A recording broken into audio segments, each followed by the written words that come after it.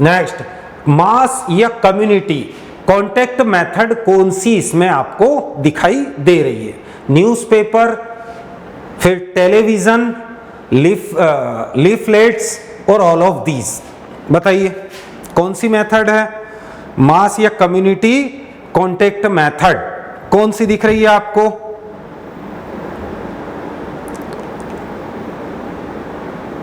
बताइए भैया। हाँ, उपरोक्त सभी, ये सभी की सभी है। अगर हम बोले भैया बुलेटिन भी आ जाता है इसमें, ठीक है, रेडियो भी आ जाता है, फिर पोस्टर भी आ जाता है, पैम्पलेट्स भी आ जाते हैं, ठीक है, लेकिन फ्लैश कार्ड उधर आएगा, किधर? तो ग्रुप कॉन्टेक्ट मेथड में, ठीक है। तो यहां पर ध्यान रखना, ये सभी के सभी आपके जो हैं ये किसके हैं? मास या कम्युनिटी कॉन्टेक्ट टीचिंग मेथड के प्रकार होते हैं, ठीक है, मोर देन 30%। नेक्स्ट, निम्न में से दृश्य श्रव्य प्रसार का साधन है, आपको बताना है ऑडियो विजिबल, मतलब ऐसा एक्सटेंशन का माध्यम जिसमें कि सुनाई भी दे और दिखाई भी दे, दोनों चीजें, उसको कहेंगे ऑडियो विजिबल एड। बताइए, आपने पढ़े होंगे उपकरणों के आधार पर प्रोजेक्टेड एड्स भी होते हैं, नॉन प्रोजेक्टेड एड्स भी होते हैं उपकरण के आधार पर, ठीक है। दृश्य श्रव्य आधार पर अगर हम देखें तो ऑडियो विजिबल एड्स, इसमें से अगर रेडियो अगर हम देखें तो भैया ये ऑडियो सुनाई देता है केवल, तो ये श्रव्य में आ जाएगा। फिर फ्लैश कार्ड की अगर हम बात करें तो ये दिखाई देता है केवल, सुनाई नहीं देता, कार्ड होते हैं, ठीक है। और पपेट, कठपुतली, कठपुतली आपने देखा होगा, कठपुतली का वो आपने राजस्थान में बहुत प्रचलित है भैया, उंगलियों में वो धागे बांध के वो कठपुतलियों को नचाते हैं और गाना भी गाते जाते हैं, या जो भी उनको देना है वो भी इसमें इंक्लूड होता है, बोलना और सुनना दोनों आएगा। जबकि स्लाइड आती है केवल किस में आएगी? दृश्य में आएगी, ठीक है। इसके अलावा आप नाटक करो, ड्रामा करो, वो भी दृश्य श्रव्य में आता है। टेलीविजन आपका जो है, सिनेमा है, फिल्म है, ये सब किस में आता है? ऑडियो विजिबल एड्स के अंदर आता है, ठीक है, ध्यान रखना। तो सी वाला आपका करेक्ट है, कठपुतली। नेक्स्ट, विधि प्रदर्शन या मेथड डेमोन्स्ट्रेशन निम्न सिद्धांत पर आधारित है। मेथड डेमोन्स्ट्रेशन जो होता है, इसका मेन पर्पस क्या होता है भैया? कौन से सिद्धांत पर ये डेमोन्स्ट्रेशन होता है? किस सिद्धांत पर आधारित है? Learning by doing, seeing is believing, both A and B, none of these. Learning मतलब करके सीखना, दूसरा सीइंग इज बिलीविंग मतलब देखकर विश्वास करना, फिर नेक्स्ट दोनों, ए और बी दोनों। सर हमें जाथा का पैसा मिलता है, समझ नहीं पा रहा हूं क्या कहना चाहते हो, बताइए। देखो, जो मेथड डेमोन्स्ट्रेशन होता है, मेथड डेमोन्स्ट्रेशन, क्लियर, वो उसका प्रिंसिपल होता है learning by doing. Method demonstration या विधि प्रदर्शन का मुख्य उद्देश्य क्या होता है? यह किस सिद्धांत पर आधारित है? तो ये आधारित है लर्निंग बाय डूइंग पे, करके देखना है और सीखना है। ये लॉन्ग टाइप का डेमोन्स्ट्रेशन होता है, लंबे समय तक के लिए ये होता है। जैसे आपको ट्रैक्टर सीखना, या फिर उर्वरक आपको कैसे देना है, सीड्रिल का उपयोग कैसे करना है, आया ना समझ में? तो ये अगर जैसे मैं अगर बोल दूं कि आपने आजकल देखा होगा खेतों के अंदर मल्चिंग शीट लगाई जाती है, तो मल्चिंग को बिछाना, तो आप कैसे सीखोगे जब तक आप खुद नहीं करोगे, ठीक है। तो मेथड डेमोन्स्ट्रेशन जो होता है उसका मेन पर्पस क्या होता है या प्रिंसिपल क्या होता है? करके सीखना, ठीक है। जबकि हम अगर बात करें किसकी? रिजल्ट डेमोन्स्ट्रेशन की, रिजल्ट डेमोन्स्ट्रेशन की अगर बात करें तो इसमें देखकर विश्वास किया जाता है, ठीक है। क्या किया जाता है? देखकर विश्वास किया जाता है। आपने देखा होगा कि किसानों को इकट्ठा करके किसी वैरायटी का रिजल्ट बताते हैं, ठीक है, कि देखो भैया ये उस कंपनी की है या अलग कंपनी की है और ये हमारी कंपनी की है, इसमें इतनी मिर्ची लगी है एक पौधे पर, इसमें इतनी मिर्ची लगी है। तो किसान उन दोनों को देखता है, तुलना करता है। मतलब रिजल्ट डेमोस्ट्रेशन में क्या किया जाता है, तुलना की जाती है। आया ना समझ में, ध्यान रखना। और ये जो होता है ये शॉर्ट टाइप का होता है। किस टाइप का होता है, शॉर्ट टाइप का। तो सीइंग इज बिलीविंग, देखकर विश्वास करना रिजल्ट डेमोस्ट्रेशन का प्रिंसिपल होता है, जबकि मेथड डेमोस्ट्रेशन का प्रिंसिपल होता है लर्निंग बाय डूइंग। ठीक है, ध्यान रखना। तो करेक्ट आंसर कौन सा आएगा, करेक्ट आंसर हमारा रहेगा, हाँ करेक्ट आंसर हमारा जो रहेगा, फिर गड़बड़ हो गया, फिर गायब हो गया, किधर भाग जाता है। करेक्ट आंसर हमारा जो है वो है लर्निंग बाय डूइंग। और रिजल्ट डेमोस्ट्रेशन का पूछे तो सीइंग इज बिलीविंग, देखकर विश्वास करना। ठीक है, नेक्स्ट अगला, आत्मा में बीटीएम को, नहीं मैं समझ नहीं पा रहा हूं आप क्या बोलना चाहते हो। नेशनल डेमोस्ट्रेशन की शुरुआत हुई कब हुई थी भैया, अब देखो एक तो मेथड डेमोस्ट्रेशन है, दूसरा रिजल्ट डेमोस्ट्रेशन है, और थर्ड होता है इन दोनों का कंपोजिट।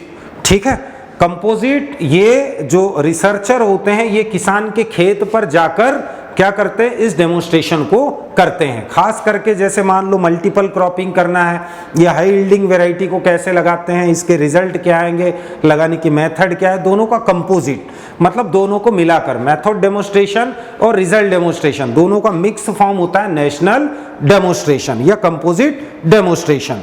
तो कंपोजिट डेमोस्ट्रेशन या नेशनल डेमोस्ट्रेशन की शुरुआत कब हुई, फटाफट बताइए। नेशनल डेमोस्ट्रेशन की शुरुआत कब हुई, 1965, बिल्कुल करेक्ट। नेशनल डेमोस्ट्रेशन की शुरुआत 1965 में हुई। ठीक है, इसके अलावा यहां से यह भी पूछा आता है कि ये आईसीआर को हैंडओवर कब किया था। आईसीआर को नेशनल डेमोस्ट्रेशन का हैंडओवर हुआ था 1967 में। फिर भारत सरकार ने क्या किया, इसको आईसीआर के सुपुर्द कर दिया, कब, 1967 में, 67 में। ठीक है, ध्यान रखना। नेक्स्ट अगला अगर हम देखें, अंगीकरण या एडॉप्टेशन के कितने अवयव होते हैं, बताइए कितने अवयव होते हैं भैया एडॉप्टेशन के, अंगीकरण। अब भैया ठीक है आपने डेमोस्ट्रेशन कर दिया, अब वहां पर 10-20 लोग जो भी देखने आए, आपने क्या किया, आपने मेथड डेमोस्ट्रेशन किया, लोगों को सिखा दिया। अब उसमें से सभी लोग उस टेक्नोलॉजी को एडॉप्ट तो नहीं करेंगे, आए ना समझ में। तो जो एडॉप्टेशन होता है, अंगीकरण होता है, मतलब स्वीकार करना, लेना। ठीक है, अंगीकरण के कितने अवयव होते हैं, कितने कंपोनेंट होते हैं अंगीकरण या एडॉप्टेशन के,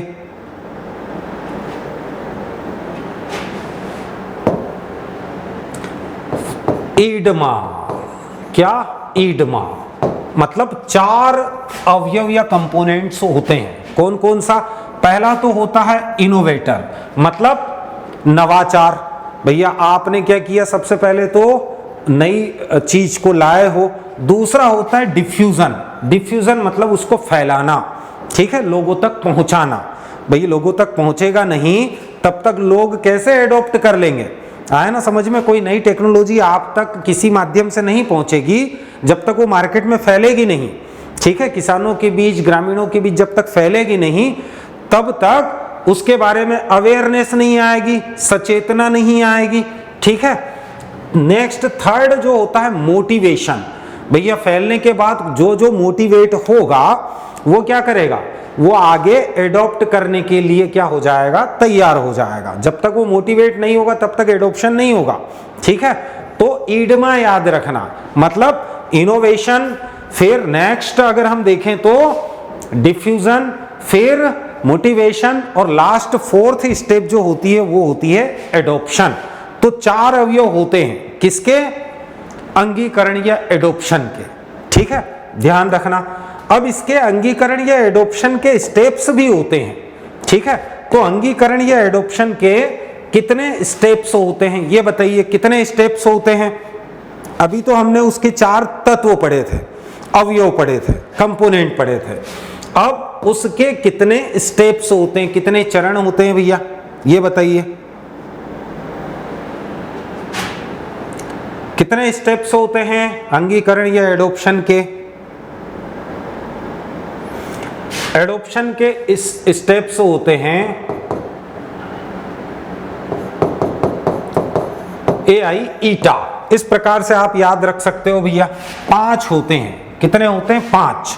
फर्स्ट होता है ए मतलब अवेयरनेस, ठीक है। अवेयरनेस मतलब सचेतना, ठीक है। जब तक उनके वो जब तक उस चीज के प्रति जागरूक नहीं होंगे तब तक वो एडॉप्ट नहीं करेंगे। पहला स्टेप है पहले तो सचेत करना लोगों को कि भैया ये नई टेक्नोलॉजी है। दूसरा इंटरेस्ट आना चाहिए। दूसरा स्टेप, भाई लोग देखेंगे नई टेक्नोलॉजी को, उसके बाद उनमें कुछ लोगों को इंटरेस्ट आएगा, ठीक है।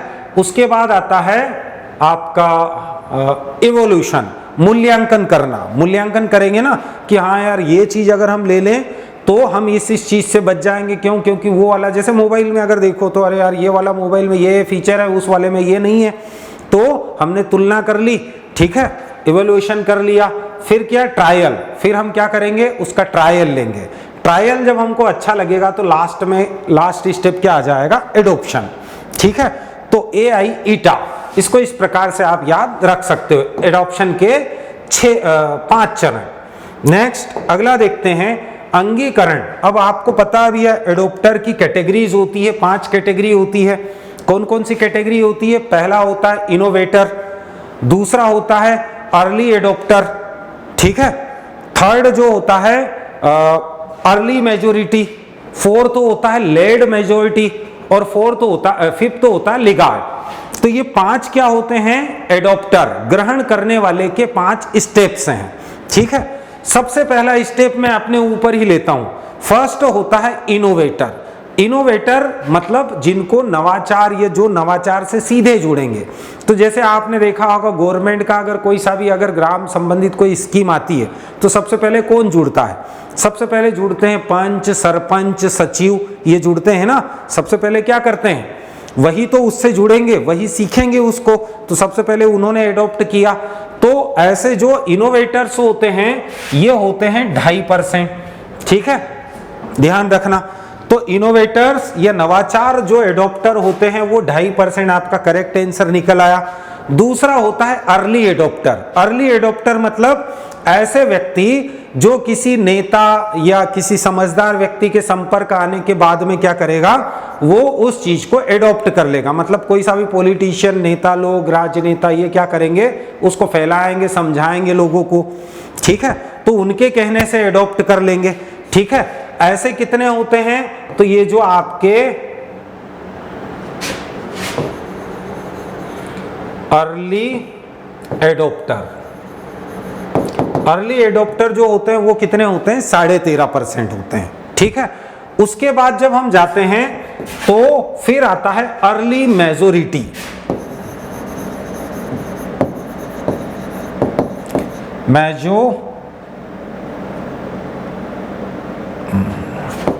अर्ली मेजोरिटी, और एक इसी में आता है लेट मेजोरिटी।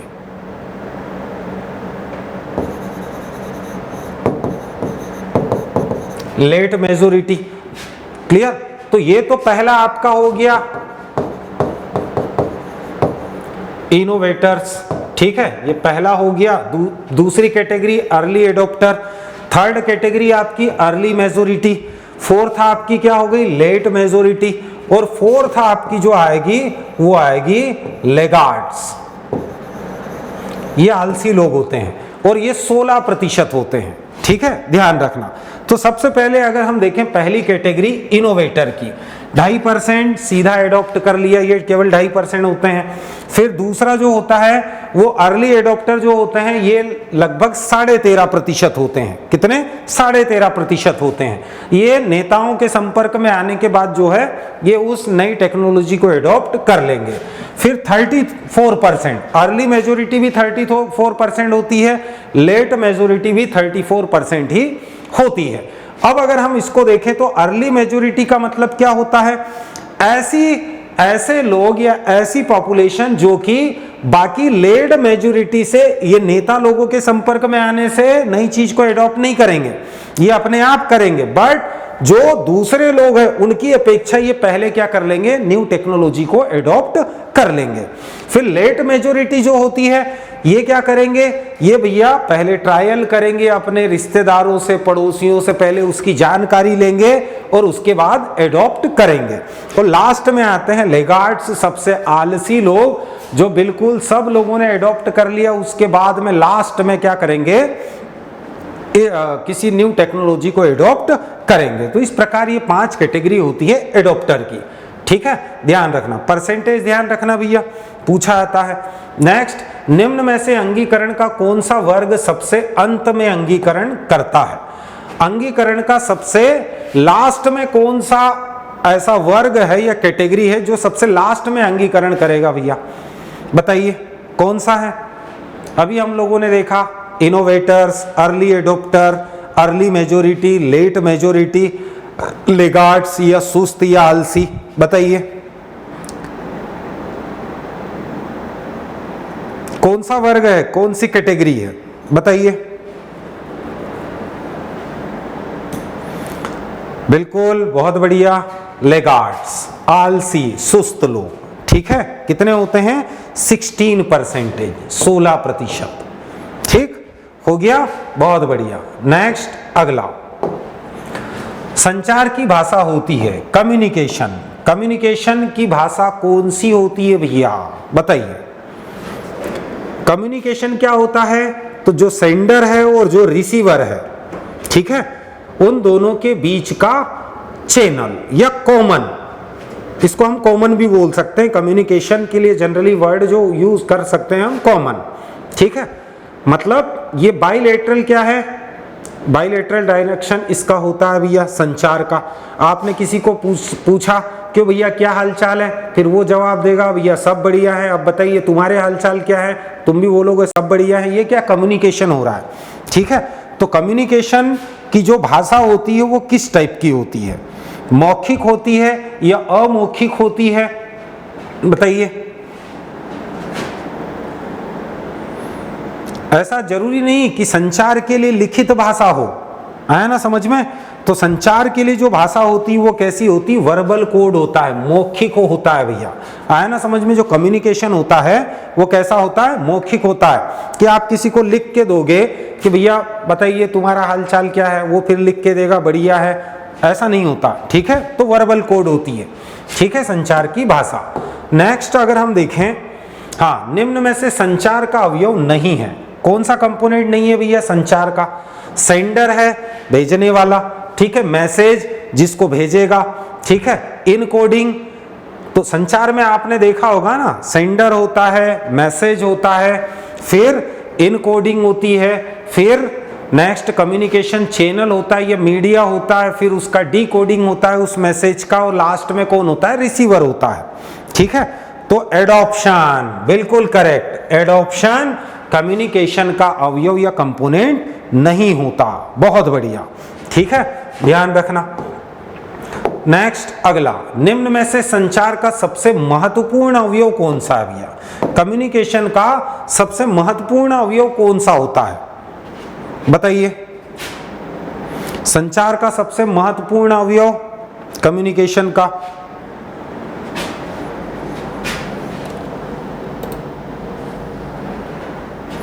भैया कम्युनिकेशन में जो मेन कंपोनेंट माना जाता है वो ऑडियंस मानी जाती है, ठीक है। क्या मानी जाती है? ऑडियंस। ऑडियंस मतलब रिसीवर, जो उस मैसेज को रिसीव कर रहे हैं, ठीक है, ये मेन कंपोनेंट है। बीच के जो भी भाग हैं, अवयव है, वो इतने मायने नहीं रखते। सबसे ज्यादा महत्वपूर्ण अवयव जो होता है वो कौन सा होता है? रिसीवर। कि भैया एक्सटेंशन में आप जिस चीज को पहुंचाना चाहते हो रिसीवर तक, मतलब ग्रामीण तक, ठीक है, या किसान तक, वो चीज वास्तव में उस तक पहुंची कि नहीं, वो समझा कि नहीं, ठीक है।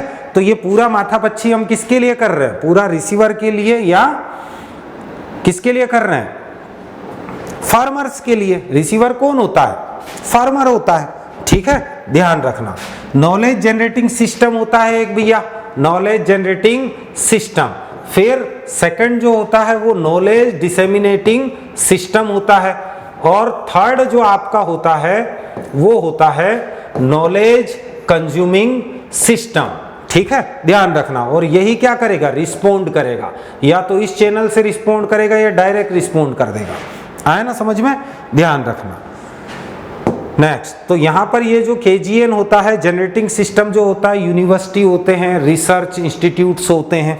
ठीक है, फिर नॉलेज डिसेमिनेटिंग सिस्टम, उसको फैलाने का जो काम करते हैं वो भी यूनिवर्सिटी भी कर सकती है, जैसे यूनिवर्सिटी है उसके अंतर्गत आने वाले KVKs हैं, या फिर मीडिया होता है।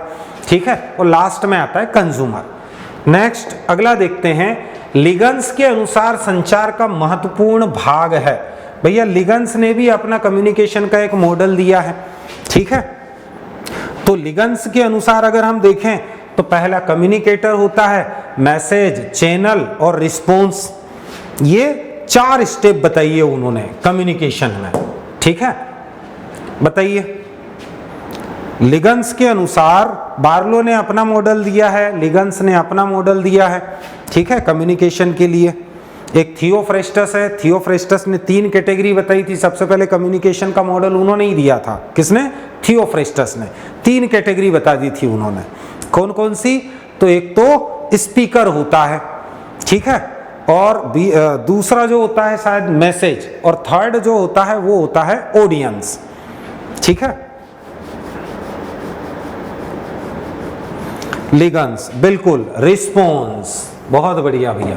लिगन्स के अनुसार संचार का महत्वपूर्ण जो भाग होता है या अंग होता है वो होता है रिस्पॉन्स, कि आपने पूरा कम्युनिकेशन कर दिया, क्लियर, जो रिसीवर है वहां तक मैसेज पहुंच गया, पहुंचने के बाद रिस्पॉन्स उसका क्या मिल रहा है।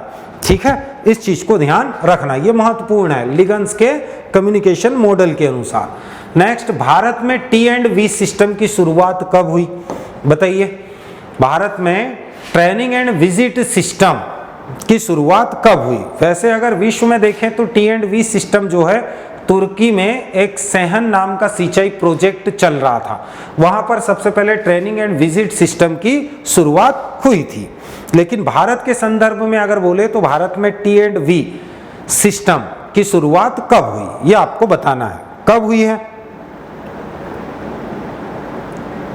बिल्कुल, भारत में ट्रेनिंग एंड विजिट सिस्टम की शुरुआत हुई है 1974, बिल्कुल करेक्ट। ठीक है, किसने किया था? तो डॉक्टर डेनियल बेनोर ने। किसने? डॉक्टर डेनियल बेनोर ने सबसे पहले T&V सिस्टम की शुरुआत की थी। सबसे पहले तुर्की सेहन सिंचाई प्रोजेक्ट पर की थी, उसके बाद इसके परिणाम अच्छे मिले तो इसको भारत में भी शुरू किया गया। ठीक है, 1974 में। ठीक, और 1974 में ही भारत में सबसे पहला KVK भी स्थापित हुआ, पुडुचेरी में हुआ ना, ध्यान रखना। T&V सिस्टम की अवधारणा किसने दी? किस वैज्ञानिक ने दी भैया? T&V सिस्टम का कंसेप्ट किसने दिया था? सबसे पहले ट्रेनिंग और विजिट। पहले तो अपने ही व्यक्ति को, जो SMS होते हैं, सब्जेक्ट मैटर स्पेशलिस्ट होते हैं, वो एक्सटेंशन वर्कर को क्या करते हैं? ट्रेंड करते हैं। फिर ये एक्सटेंशन वर्कर जो है ये फील्ड में जाकर क्या करता है? फील्ड में विजिट करता है, लोगों से मिलता है, ग्रामीणों से, किसानों से मिलता है। ठीक है, ध्यान रखना। तो ये T&V सिस्टम होता है। किसने की थी? इसका कंसेप्ट किसने दिया था? बिल्कुल डेनियल बेनोर ने। ठीक है, बहुत बढ़िया। इसको ब्लास्टर और बेनोर प्रोग्राम भी कहा जाता है। नेक्स्ट, L2L कार्यक्रम कब और किसके द्वारा शुरू किया गया? लैब टू लैंड कार्यक्रम की शुरुआत कब हुई और किसके द्वारा की गई? बताइए। L2L कार्यक्रम, लैब टू लैंड प्रोग्राम,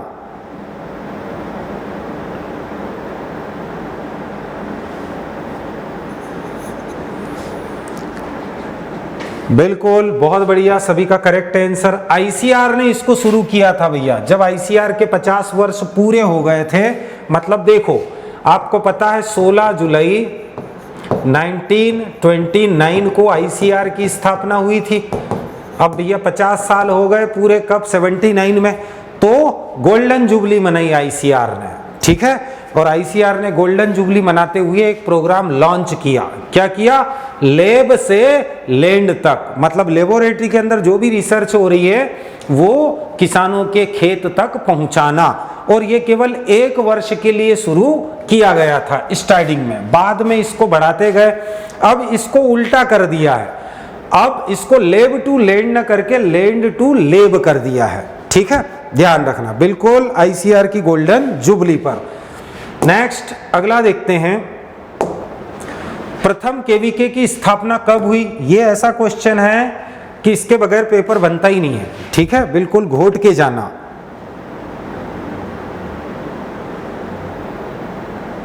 बताइए।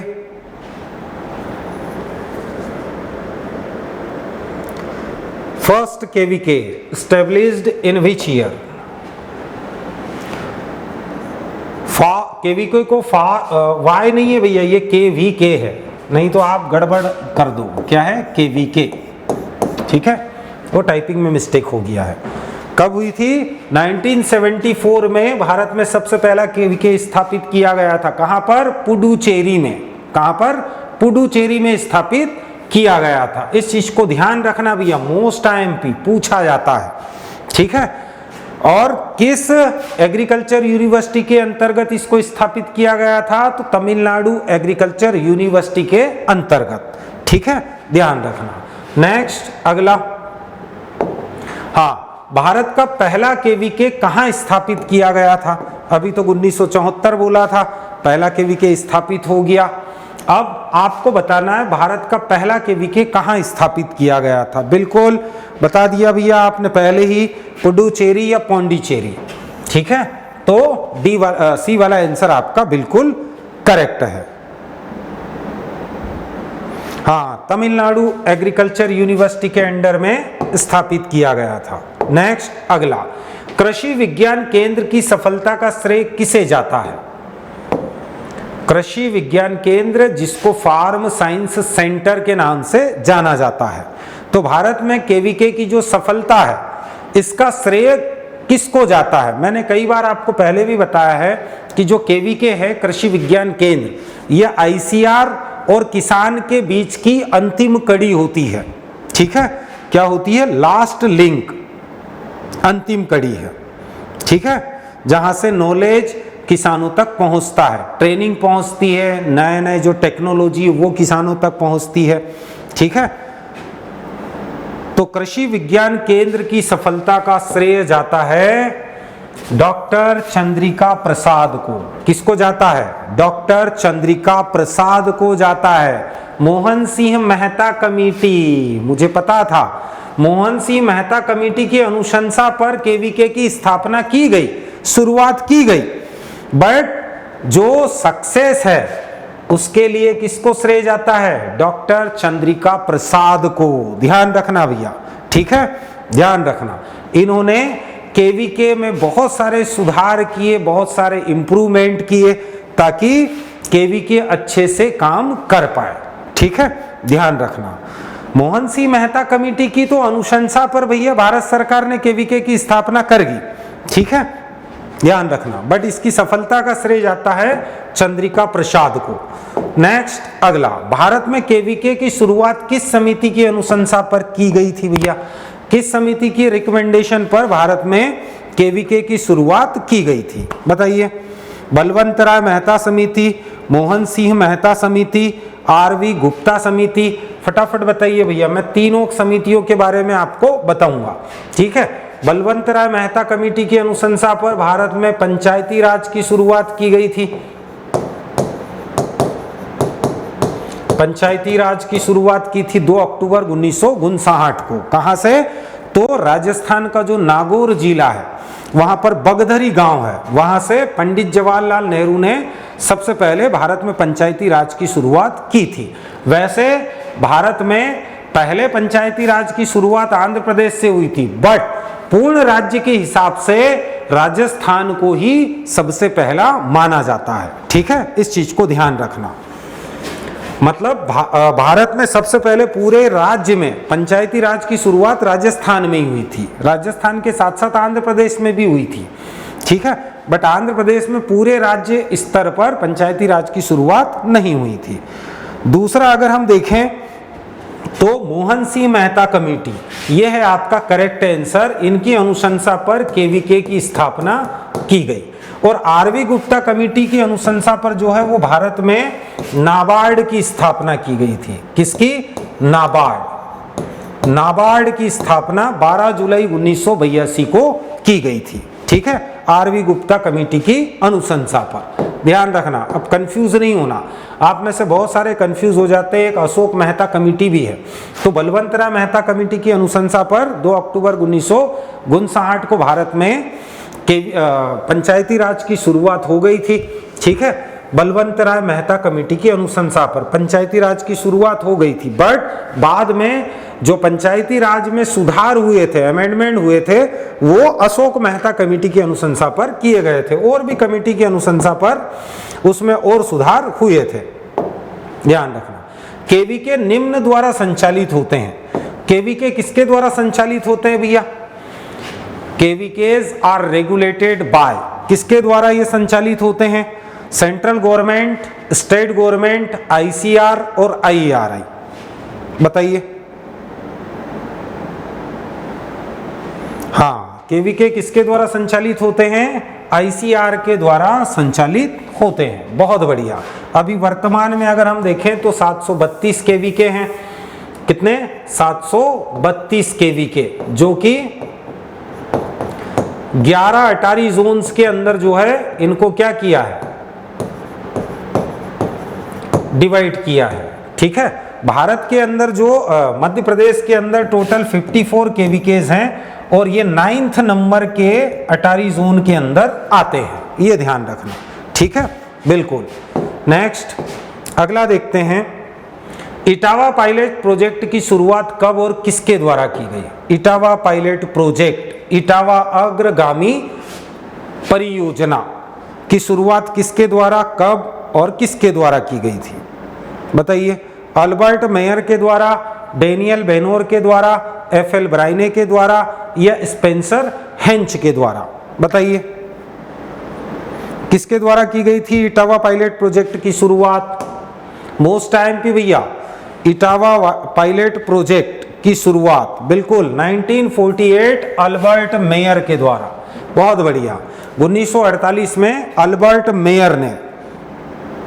एमपी में कितने हैं? एमपी में 54 केवीके हैं अभी। ठीक है, ध्यान रखना। इटावा पायलट प्रोजेक्ट की शुरुआत अल्बर्ट मेयर ने 1948 में की थी। उत्तर प्रदेश में जो इटावा है, इटावा के पास में एक महवा नामक गांव है, उसके आसपास के 64 गांवों को मिलाकर इटावा पायलट प्रोजेक्ट की शुरुआत की गई थी। Next, VLW village level worker अवधारणा की शुरुआत कब हुई? एक 4H क्लब भी ध्यान रखना भैया। 4H क्लब ये अमेरिका, USA के युवाओं का एक संगठन है। ठीक है, और इसकी शुरुआत सन 1900 में हुई थी। कब हुई थी? सन 1900 में। हाँ, शायद 1900 में हुई थी। और इसी तर्ज पर भारत के अंदर भी यूथ फार्मर एसोसिएशन की शुरुआत की गई थी। क्लियर? डॉक्टर देशमुख के द्वारा कब शुरू की गई थी? 1956 में। ठीक है, शायद वो था यूथ फार्मर एसोसिएशन। किस तर्ज पर शुरू की गई थी? 4H क्लब की तर्ज पर ही भारत में यूथ फार्मर एसोसिएशन की शुरुआत की थी 1956 में। किसने की थी? डॉक्टर देशमुख ने। ये भी ध्यान रखना। ठीक है, VLW की अवधारणा कब शुरू हुई भैया? नो सर, 1989 नहीं भैया, मैंने जहां तक बुक में पढ़ा है वो सन 1990 है शायद। ठीक है, मैं कंफर्म करके बता दूंगा आपको। नहीं, सन 1900 में, बिल्कुल करेक्ट, सन 1900 में। और ये 4H क्लब का जो कंसेप्ट दिया था ये AB ग्राहम के द्वारा दिया गया है। किसके द्वारा? AB ग्राहम के द्वारा। इसको ध्यान रखना। VLW विलेज लेवल वर्कर, जो कि मल्टीपर्पस वर्कर होते हैं, जिसको आजकल हम क्या बोलते हैं, विलेज डेवलपमेंट ऑफिसर, क्या बोलते हैं, VDO बोलते हैं। पहले इनको किस नाम से जाना जाता था, विलेज लेवल वर्कर। इसका कंसेप्ट सबसे पहले, जो मल्टीपर्पस कंसेप्ट है विलेज लेवल वर्कर, इसका कंसेप्ट सबसे पहले आया था इटावा पायलट प्रोजेक्ट में 1948 में, ठीक है। और इटावा पायलट प्रोजेक्ट की सफलता के बाद में ही क्या शुरू हुआ था, कम्युनिटी डेवलपमेंट प्रोग्राम, और इन VLW का उपयोग फिर कम्युनिटी डेवलपमेंट प्रोग्राम में किया गया था, ठीक है। बट ये VLW का जो कॉन्सेप्ट आया था, ये सबसे पहले आया था इटावा पायलट प्रोजेक्ट के समय 1948 में, इसको ध्यान रखना। नेक्स्ट अगला देखते हैं, सामुदायिक विकास कार्यक्रम CDP की शुरुआत हुई, कब हुई भैया, कम्युनिटी डेवलपमेंट प्रोग्राम की शुरुआत कब हुई बताइए, 15 अगस्त 1952, 1 जुलाई 1952, 2 अक्टूबर 1952 या 23 दिसंबर 1952।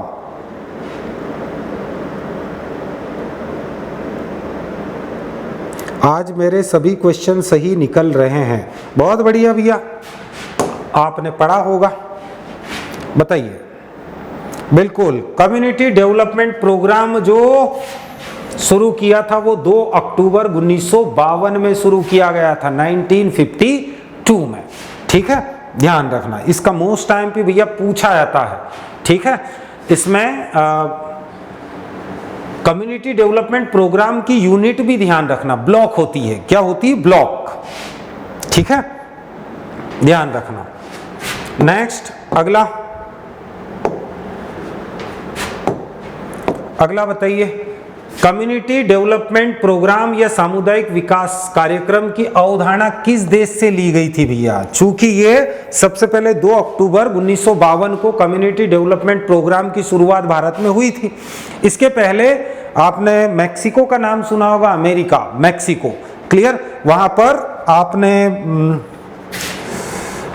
रॉकफिलर फाउंडेशन नाम की एक संस्था है, ठीक है, उनने सबसे पहले भारत से मिलकर 15 कम्युनिटी डेवलपमेंट प्रोग्राम की शुरुआत की थी।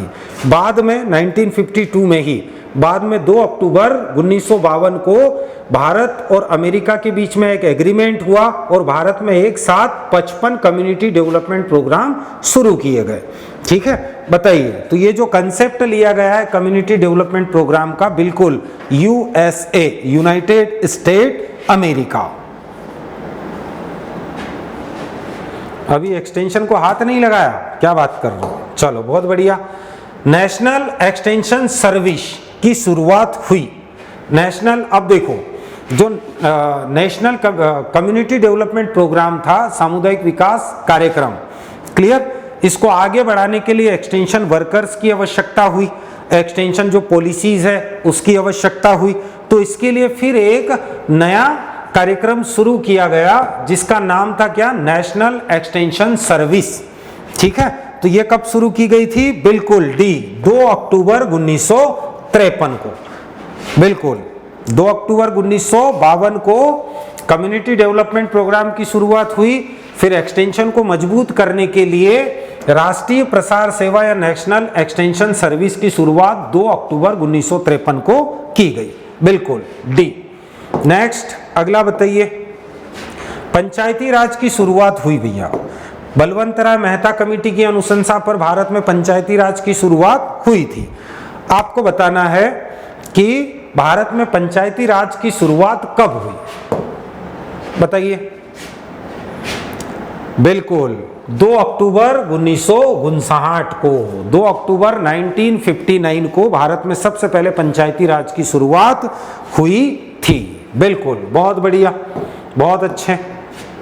नेक्स्ट अगला, भारत में पंचायती राज की शुरुआत किस समिति की अनुशंसा पर की गई थी, किस समिति की अनुशंसा पर भारत में पंचायती राज की शुरुआत की गई थी, बताइए। केवीके का तो हम पढ़ चुके हैं, नाबार्ड का भी पढ़ चुके हैं, ठीक है, बिल्कुल, बलवंत राय मेहता कमेटी की अनुशंसा पर भारत में पंचायती राज की शुरुआत की गई। सबसे पहले। बहुत बढ़िया भैया, ये सब हम अभी डिस्कस कर चुके हैं। नेक्स्ट, ट्राइसेम की शुरुआत हुई भैया, इससे क्वेश्चन पूछा आता है तो इसका फुल फॉर्म याद रखना भैया। Training rural youth for self employment. क्या है? Training for rural youth self employment, मतलब जो गांवों के अंदर जो युवा वर्ग है उसके स्वरोजगार के लिए, स्वरोजगार को बढ़ावा देने के लिए ट्राइसेम की शुरुआत की गई। बट बाद में इसको जो है आपका IRDP के अंदर मिला लिया, बाद में फिर IRDP को भी फिर किसके अंदर मिला लिया था? SGSY के अंतर्गत मिला लिया। तो यहां पर आपको बताना है ट्राइसेम की शुरुआत 1979 में हुई थी। बिल्कुल करेक्ट, बहुत बढ़िया। ठीक है, नेक्स्ट, अब थोड़ा सा स्पीड बढ़ा लेते हैं, क्वेश्चन ज्यादा है। SGSY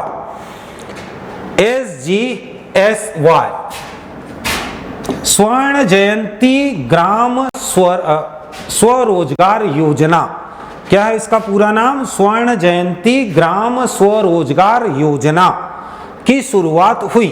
कब हुई बताइए? स्वर्ण जयंती ग्राम स्वरोजगार योजना की शुरुआत कब हुई? बिल्कुल, बहुत बढ़िया भैया, 1 अप्रैल 1999 को। बहुत बढ़िया, सभी का करेक्ट आंसर है 1 अप्रैल 1999। नेक्स्ट, अगला देखते हैं, IRDP की शुरुआत कब हुई? Integrated rural development programme. Integrated rural development programme की शुरुआत कब हुई? इसका भी पूछा आता है। 2 अक्टूबर को हुई थी, बट कौन सा ईयर था? 2 अक्टूबर को हुई थी, कौन सा ईयर था? फटाफट बताइए। IRDP integrated rural development programme.